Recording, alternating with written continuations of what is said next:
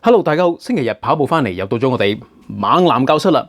今日要講啲咩呢？就係屋企成日都會遇到嘅燈啦。燈嘅種類非常之多啊。咁啊，近年咧換燈嘅次數咧比較少，因為啲燈越嚟越襟用啊。不如我講下燈嘅歷史先啦。早喺1974年咧，呢個菲律賓嘅克林頓咧就發明咗呢個鎢絲燈膽啦。鎢絲燈膽咧其實咧就分呢兩種嘅，例如呢個釘頭咧叫做，而呢一個咧叫做螺旋頭嘅。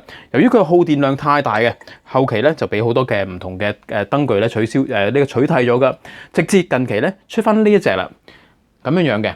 佢發出嚟嘅光咧好柔和好靚啊，咁變咗好多裝飾燈咧都會用到佢嘅。咁講開呢個慳電膽啦，慳電膽咧亦都分好多種嘅喎。嗱，好似我呢手上呢一紮咁樣啦，咁又分螺旋頭啊，而特別少少嘅咧，好似呢一隻咧，呢個叫筷子管啊，筷子管。咁啊，最重要嘅其實我想講咧就係點樣換啊。閂咗燈、閂咗電佢啦，佢戴住手套，因為都會熱嘅。跟住擰嘅時候咧，記住係擰住呢度，盡量擰住側邊呢個位置，而唔好擰玻璃。因為擰玻璃嘅時候咧，好容易一擰咧就碎噶啦。裏邊係啲咩啊？水銀蒸氣好毒噶嘛，咁所以咧非常之小心。換出嚟之後咧，就擺翻落嗰個新嘅盒度，攞去回收站回收。咁啊，當然唔少得嘅啦，就係光管啦。我哋前期用到嘅咧，好似呢隻粗身少嘅叫 T8，近期用到嘅咧就好似呢一隻幼身啲嘅叫 T5，而再新啲嘅咧就會有呢隻叫做LED 光管嘅。今日要買嘅時候咧，都好多要留意喎。舊底嘅 T8咧，我哋叫佢1尺、2尺、3尺、4尺、5尺咁啦。而新嘅 T5咧，因為佢種類多咗，佢以 mm 嚟計嘅，咁400、600、800幾好多嘅。咁所以我建議大家啦，就攞支舊嘅攞去換。如果唔係咧，好容易買錯。當然仲有一樣啦，就係講佢個顏色啦。我哋舊底咧其實好簡單，有3種嘅，叫做白光啦、黃光、米光啦。咁啊，其實都係以飛利浦嚟計咧，係有唔同嘅色溫嘅，例如4000K 啦、3700啊、2000咁樣樣。呢度係講佢嗰個顏色嘅。咁簡單啲，記住好似白光、黃光、米光咁就 OK 噶啦。咁啊，到大家最關心嘅就係 LED 啦。LED 嘅全名咧叫做 Light Emitting Diode。咁啊，近期咧非常之廣泛利用到噶啦。舊底咧好似特別係啲射燈啊，何謂射燈啊？即係天花有啲燈架嘅時候咧，換咗燈落去嘅時候咧，早期出產咧好似呢啲，基本上好多粒珠珠啊。但係啊，唔代表佢光，因為早期嘅技術冇咁好啊。直到近期嘅時候咧，會用呢啲啦，飛利浦呢隻咧10.8伏號，非常之光嘅。而頭咧亦都有唔同嘅，呢啲釘頭啦，叫做 GU5.3啦。而呢一隻咧士塔頭咧就係 GU10嘅。咁啊都係嗰句啦，甩出嚟攞埋去換，咁就冇走雞啦。由於 LED 啊，佢嗰個細粒啊，咁佢用途變化好多嘅。例如好似呢隻歐鐵啲燈掣咧，記唔記得？有時插着電嘅時候咧，佢發出藍好淡嘅藍色咧，非常之靚嘅喎。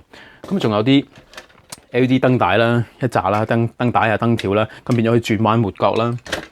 咁最常工程用到咧，就好似呢啲天花燈啦。呢啲見唔見啊？望落去咧好大，亦都好光嘅。但係由於個 LED 關係咧，變咗好薄。咁即係咩啊？咁啲天花唔需要跌落嚟好多，咁都可以裝到呢啲燈啦，非常好用嘅呢啲燈。同時間由於 LED 咧佢慳電啊，咁變咗我哋攝影咁計咧，就會有發展到呢啲啦。可以攞出街用，插住2嚿電咧就可以用到嘅 LED 射燈啦，見唔見啊？好光嘅。咁 LED 係咪無敵咧？雖然近期越嚟做到好平啊，但係 LED 絕對需要嘅咧就係良好嘅透氣啦，因為佢啲火牛咧其實散熱都幾勁嘅。你越困得佢實嘅時候咧，佢越個功率咧越谷得太，即係越快越壞。咁所以咧記住裝 LED 嘅時候咧，要有一個良好嘅通風。咁好啦，今日又到講古仔嘅時間啦。其實我已經講咗㗎啦，大家都知道啦。頭先我講呢個當然唔係菲律賓嘅克林頓做嘅啦，其實真實咧就係喺愛迪生啊，喺早喺1906年啊，呢個Thomas Alva Edison 愛迪生先生應該可以話佢係佢推廣出嚟啦，改良或者推廣啦，係咪佢發明大家都唔知啊？咁點解我特登講錯呢件事咧？因為我想講俾大家聽一件事，就係呢個世界，當你講咗好多嘢嘅時候，正確嘅未必會有人讚你，但係只要你講錯一件事嘅時候咧，啲人咧就會可能係偷笑啦，可能即刻寫上嚟啦，話哇講錯嘢去攻擊你啦。呢個就係真實嘅世界。你做對100萬件事，未必有人會讚你，但係只要你做錯一件事，啲人就群起去攻擊你噶啦。我唔係叫大家去放棄，反而更加要堅持，將件事做到最好。唔好理會人哋嘅目光。記住，要交代嘅只係你自己，並唔係其他人。希望大家喜歡猛男教室呢一季1至9集嘅內容。